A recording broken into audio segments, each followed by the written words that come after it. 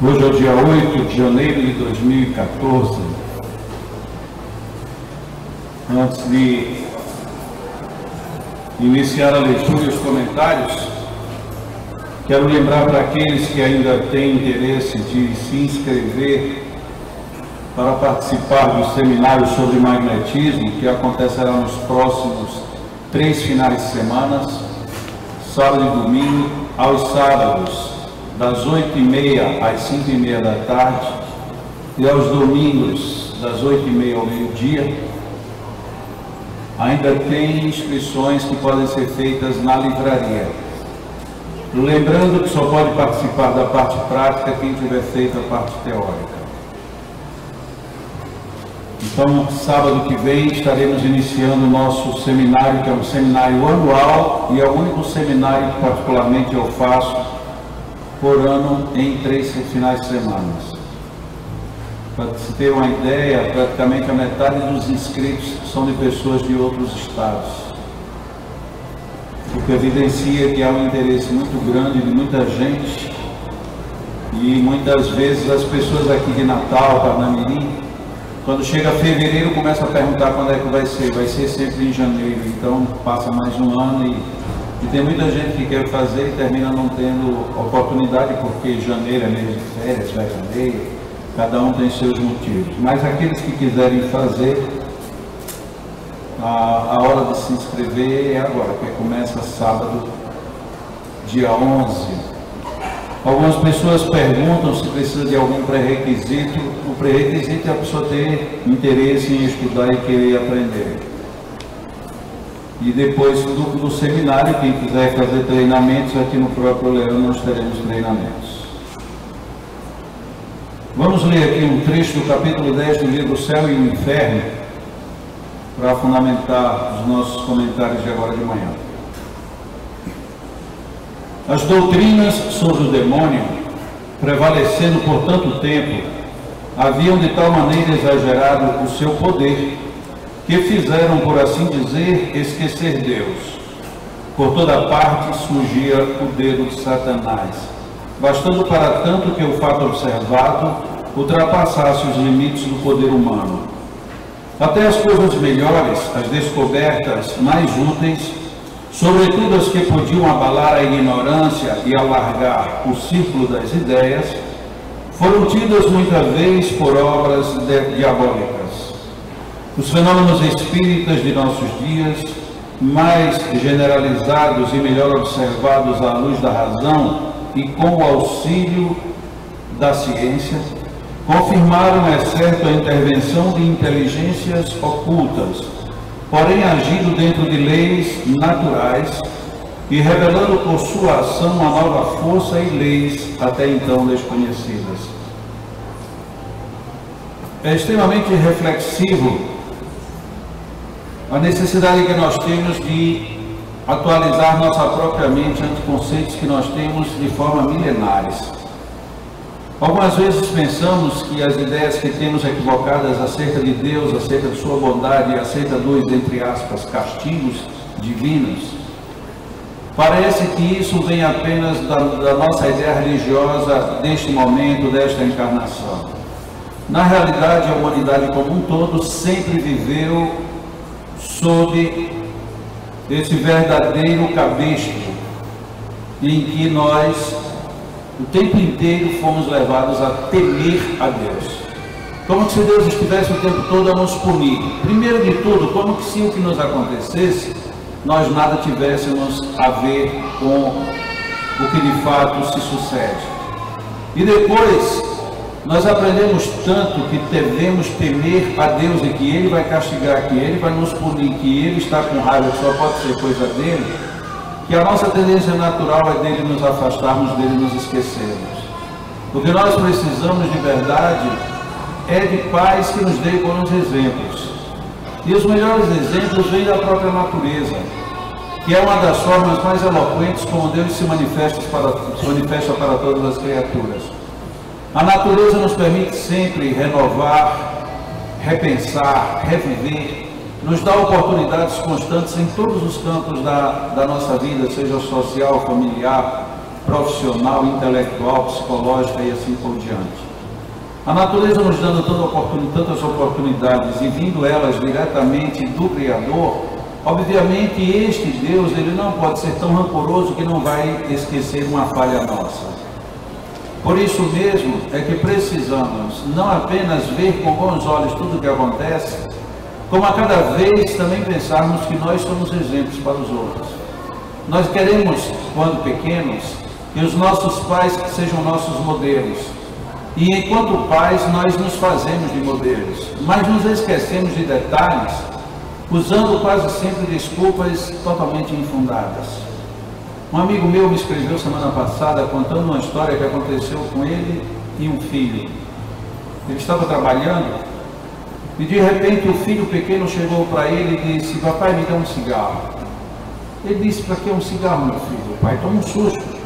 Ele disse: pai, eu quero um cigarro. Ele disse: mas para que você quer um cigarro? Ele disse: para fumar. Mas você não fuma, você é tão pequeno. Você agora que está chegando aí aos 7, 8 anos de idade, quer um cigarro? Ele disse: eu quero fumar. Ele disse: mas por que você quer fumar? Ele disse: porque eu vou fazer uma prova amanhã lá na escola e eu estou muito nervoso. Sim, mas e o que tem a ver uma coisa com a outra? Ele disse: é porque toda a vida que o senhor está nervoso, o senhor disse que o senhor tem que fumar para poder ficar calmo. Então agora eu quero um cigarro. Ele disse: mas meu filho, como é que isso pode ser dessa maneira? Ele disse: exatamente assim. O senhor não disse que quando está nervoso, fumando fica calmo? Então agora o senhor me dá um cigarro, porque eu estou nervoso que eu vou fazer minha prova. Essas situações que nós vivemos são os verdadeiros demônios que estão dentro de nós. Nós nunca imaginamos que alguém pode estar nos observando, como os filhos observam os pais, como verdadeiros modelos, guias, orientadores e ídolos. E nós fazemos um monte de bobagens e depois os nossos filhos começam a generalizar que os nossos pais são maus e são perseguidores. Ainda ontem à tarde, estava caminhando quando um telefonema de uma pessoa ao lado chamou a atenção, até porque eu não entendo muito bem, até porque eu não uso telefone celular, mas as pessoas que usam celular, elas têm dois hábitos bem interessantes. Primeiro, falam muito alto. Eu não sei bem porquê, parece que todo sinal de celular é muito ruim. Você passa por perto, tem alguém falando ao celular, você ouve de longe. E a outra coisa, elas repetem a mesma coisa no mínimo 3 vezes.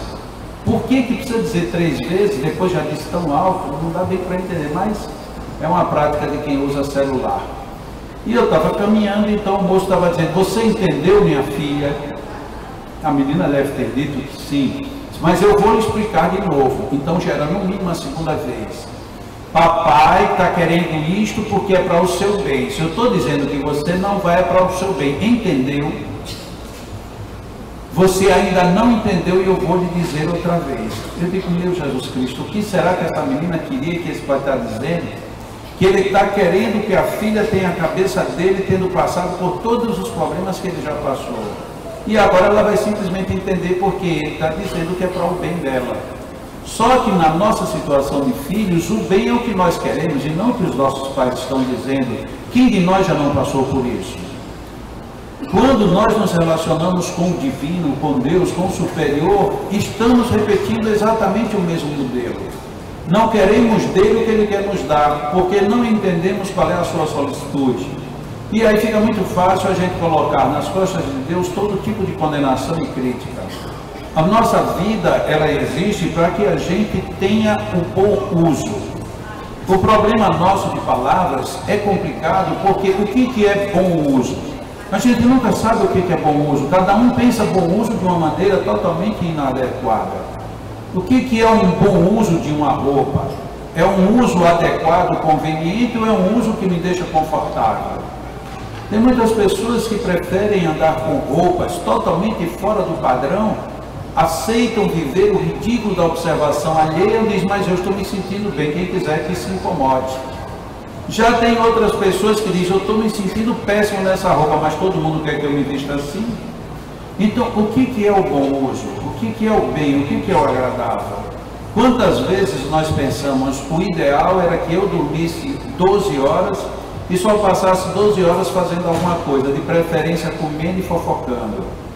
Tem gente que adoraria a vida desse jeito, mas se todo mundo vivesse desse jeito, era bom pelo menos por um aspecto: não haveria celular. Mas, por outro lado, o mundo também não ia para muito lugar. A gente ainda estaria no tempo das cavernas. Nós precisamos estar acordados para poder viver a vida no outro sentido, no sentido físico. O problema é quando nós estamos vivendo o sentido físico da vida, nós já somos convidados a viver o sentido espiritual. Quando estamos vivendo o sentido espiritual, somos convidados a viver o sentido físico. E isso se aplica a absolutamente tudo. Quando nós somos crianças, nossos pais querem que nós sejamos adultos. Quando nós somos adultos, eles dizem, era tão bom quando você era criança. Então nós nunca sabemos necessariamente o que queremos nem para onde vamos. Todavia, a vida nos dá e nos pede posicionamentos. Esses posicionamentos, eles são intrínsecos, são íntimos, são pessoais e peculiares a cada alma. Eu não tenho como passar a minha experiência ipsis literis para qualquer pessoa, porque as emoções vividas nas situações são próprias, mas eu posso dar sugestões e encaminhamentos. Hoje em dia quase todo mundo que tem carros e que viaja, usa viajar com frequência de carro, precisa de um aparelho chamado GPS. O GPS é algo que às vezes é super útil e outras vezes é gerador de briga. Tem gente que fica brigando com o GPS. Por quê? Porque não tem telefone, não tem vizinho, não tem televisão, não tem ninguém do lado. Aí sai brigando com o GPS. O GPS diz, daqui a 1 quilômetro você vai dobrar à direita. Ele diz, eu já sei, fica calado. Fica brigando com o GPS, que é uma máquina que não tem a menor noção do que vai acontecer. Mas a gente quer estar discutindo com alguém. Mas por que em vez de discutindo, a gente não se programa? Bom, já se você conhece tanto, então para que você liga o GPS? Ah, mas sem o GPS hoje eu fico como se eu não soubesse para onde eu vou. Sim, mas o GPS está dizendo que é para você ir para onde ele quer, mas eu não quero ir por onde ele quer que eu vá. Um dia eu estava viajando com uma turma, olha que coisa interessante, eu e 4 mulheres no carro, e eu como passageiro. E as 4 mulheres neste carro, elas vinham acompanhando um outro senhor que vinha dirigindo um carro, dizendo, olha, vocês me acompanhem perto, porque se vocês não entrarem onde eu entrar, vocês vão se perder. Está bom, mas foi a mesma coisa que dizer, quando eu entrar num lugar, discordem e vão para outro. Mas não deu outra coisa. Ele entrou para a direita e uma que estava no carro disse, não entre por aí não, que por aí é muito ruim, vamos por aqui que eu sei onde é. E aí se perdeu. No que se perdeu, abre o primeiro GPS do carro que tinha. E o GPS manda que dê uma volta enorme para voltar lá para o ponto onde tinha entrado. Ele disse, não, esse GPS está doido.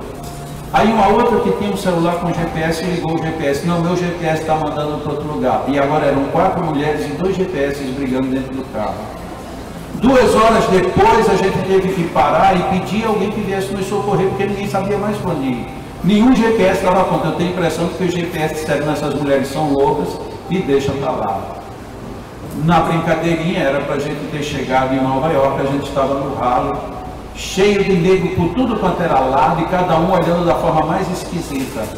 E foi difícil sair dali, porque simplesmente a gente não quer seguir as orientações dos outros. Ora, se eu não quero seguir a orientação de quem diz que sabe e mostra que sabe, como é que eu vou seguir a orientação de um anjo de guarda de Deus somente porque eu tenho medo deles? Essa é a nossa dificuldade. Nós precisamos repensar de vez o que é Deus na nossa vida. Deus não pode ser a fonte de punição e de castigos. Deus é a fonte de oportunidades, mas oportunidades existem apenas para um grupo de pessoas, o grupo dos que querem as oportunidades. Tem muita gente, que é um ditado popular, que quando a felicidade bate na porta diz perdoe, e depois perde a oportunidade de ter aberto a porta para a felicidade que queria entrar. Muitas vezes a batida da felicidade é uma alegria, muitas vezes é um amigo, é um convite, é um emprego, é uma mudança, mas muitas vezes também pode ser a dor. Não que a dor tenha que ser recebida com dor, que coisa boa, venha, more dentro de mim para o resto da vida. Mas ela veio, ela está chamando atenção para alguma coisa, é uma forma da vida dizer, cuide para que não fique pior depois. Quando Allan Kardec analisa, portanto, a influência das forças demoníacas nas religiões, de certa forma ele também estava preconizando de que se um dia na doutrina espírita nós começarmos a valorizar demais as influências demoníacas, estaremos incorrendo no mesmo erro. E isso infelizmente tem acontecido. A coisa mais comum é nós ouvirmos pessoas falando do umbral, falando de um inferno pior do que o inferno que a gente já sabia. Porque o inferno que já tinham colocado para a gente era tão ruim e tão inverossímil que a gente já nem acreditava mais. Quer dizer que quando eu morrer, eu vou ficar no fogo a vida inteira. Ah, isso não existe, porque tudo que vai para o fogo depois de 70 desaparece. Então não existia fogo eterno. Então a gente começou a elaborar, mesmo sem buscar filosoficamente, uma nova razão para o inferno. E aí surgiram as obsessões, as influências negativas, os umbrais, as zonas purgatoriais e por aí afora. Não que não existam lugares onde nós estejamos sofrendo. Ok, mas nós podemos sofrer em qualquer lugar, encarnados ou desencarnados. Não precisa ter um lugar específico para eu estar sofrendo. Nós podemos estar com grande sofrimento neste momento. E qual é a opção que eu tenho? Sair do sofrimento. E como é que eu faço o sofrimento? Ainda há pouco passei numa farmácia e um moço chegou ao meu lado e disse assim: olha, por favor, ele nem respeitou que só tinha um atendente. Ele poderia muito bem esperar que o atendente terminasse de me atender, mas ele chegou e disse: olha, por favor, me atenda aqui rápido. E a moça que me atendia disse assim: o senhor espere um pouco, o senhor não posso esperar, me dê aí um remédio para dor de cabeça urgente. Ela disse: para quem é? Ele disse: para mim, é claro. A gente imagina o que é uma dor de cabeça. No outro não é coisa nenhuma. Em nós é o fim do mundo. Ele estava precisando de alguma coisa para a cabeça. Por quê? Porque estava doendo, e segundo, porque ele ia para o trabalho. Ele não tinha condições de trabalhar com aquela dor. Então ele precisava cumprir o seu horário, precisava da urgência e precisava se livrar do problema. Por que é que quando nós temos dores psicológicas, emocionais e espirituais, também não buscamos a farmácia do nosso mundo da consciência íntima e ali tomamos o medicamento que precisamos? E muitas vezes o que precisamos é o perdão para fora, outras vezes é o perdão para dentro. Eu preciso perdoar, eu preciso pedir perdão e eu preciso me perdoar também. Mas às vezes a gente não se permite perdão. Eu já fiz tanta bobagem e agora eu mereço o castigo. Bom, se você merece, então já não reclame. Bom, eu mereço, mas não queria desse jeito. Então procure resolver de uma outra maneira. Essa é a grande reflexão do demônio na nossa vida. O demônio, em última instância, é a palavra que significa alma, espírito, e não necessariamente um ser infinitamente mau.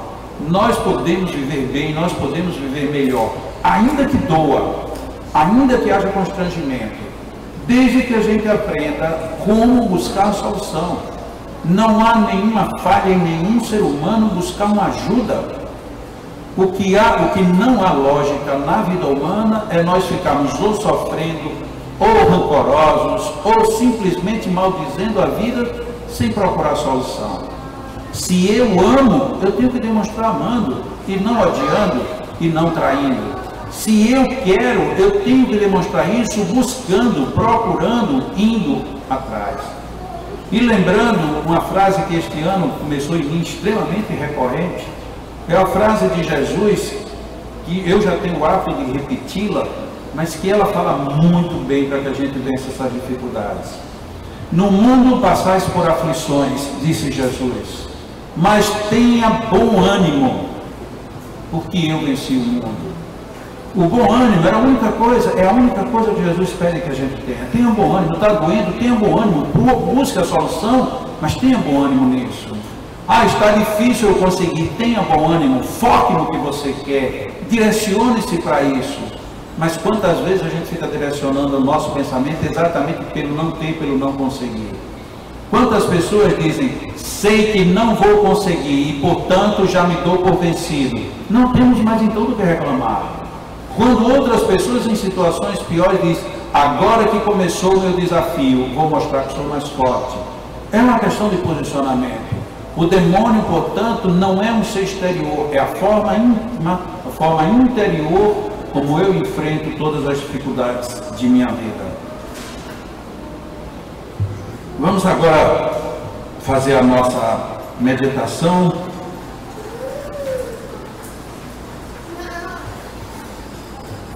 Pensando em Deus, não Deus que nos foi ensinado no passado, mas o Deus que é o Deus de misericórdia.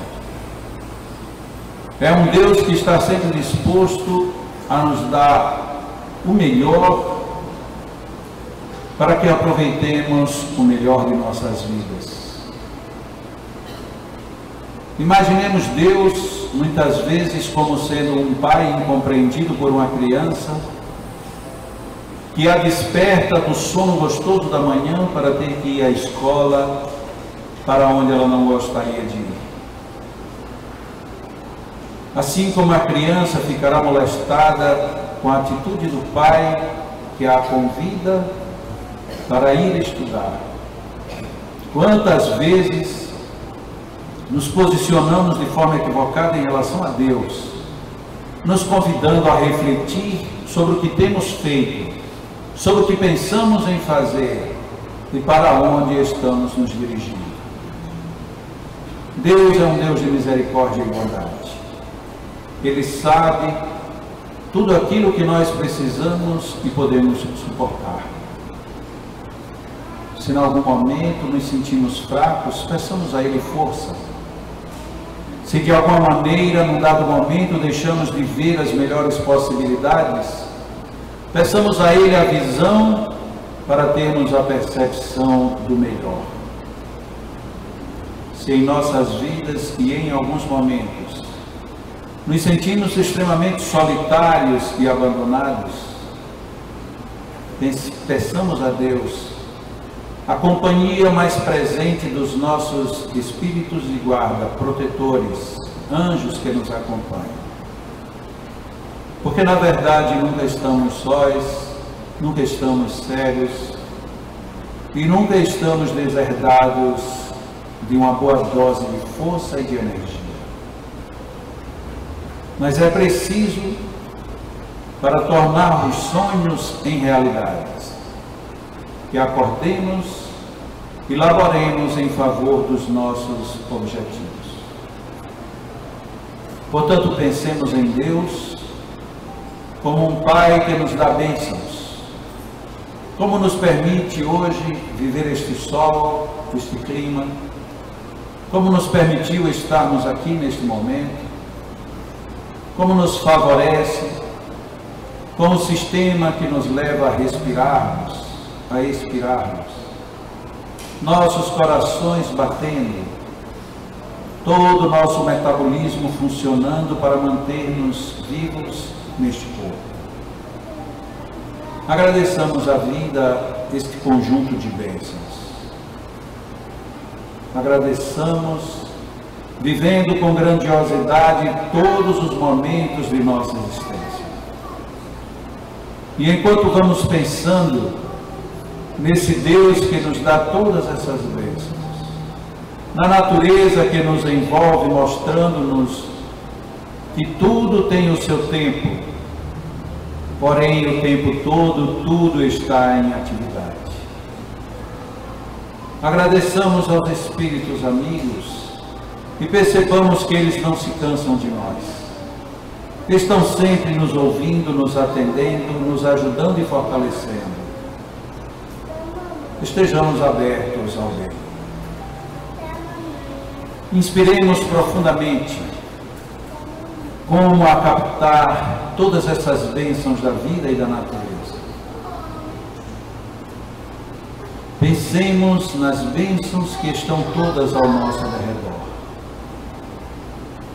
Vários amigos espirituais nos trazem muitas energias diferenciadas para atender a todas as nossas necessidades. E os nossos amigos magnetizadores encarnados aqui presentes unem agora as suas energias, os seus fluidos, neste enorme conjunto de forças para nos ajudar no nosso equilíbrio, para nos favorecer com melhores condições de vida, de manutenção e automanutenção espiritual. Recebamos estes fluidos com gratidão, recebamos estes fluidos com sentido de profundidade em nós mesmos. Deixemos que essas energias penetrem o nosso corpo físico, mas que alcancem a intimidade de nossas almas. Permitamos que tudo isto seja reconhecido em nós mesmos como mais uma das grandes bênçãos de Deus para cada um de nós. Inspiremos estes fluidos, inspiremos profundamente, e quando expirarmos, devolvamos à natureza a nossa gratidão por todas as vezes.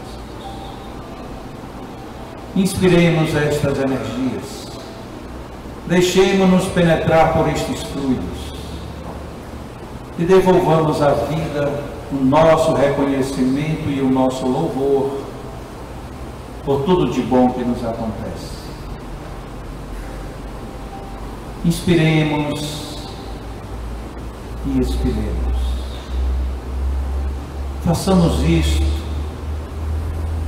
com um sentido profundo, reconhecendo inclusive que passamos o dia inteiro respirando e poucas vezes nos damos conta dos benefícios que isto traz para todo o conjunto do nosso corpo. Inspiremos profundamente, arejando o nosso cérebro,